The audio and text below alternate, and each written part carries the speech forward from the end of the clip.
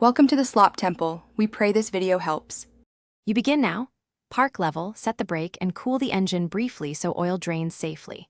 Once safe, raise the front with a jack and secure with stands. Make sure the car is stable. Reach under, position your oil pan under the drain plug, and remove the plug with a 14 mm wrench. Expect hot oil, so move deliberately. While oil starts flowing, prepare the new oil and filter on a clean rag so you can install them quickly when the drain slows.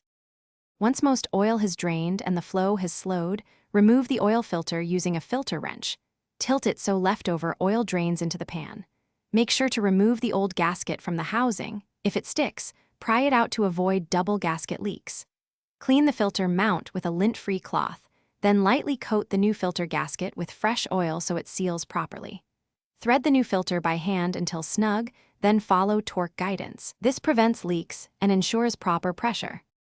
Once the filter is set and the drain plug installed with a fresh crush washer, torque the plug to spec and lower the vehicle carefully to the ground. Pour in 4. 5 QT of the recommended oil using a funnel. Start the engine for 1 to 2 minutes to circulate oil, then shut off and let it settle. Check the dipstick and add small amounts until at the proper mark. If you see a leak or an oil warning light, recheck plug and filter tightness.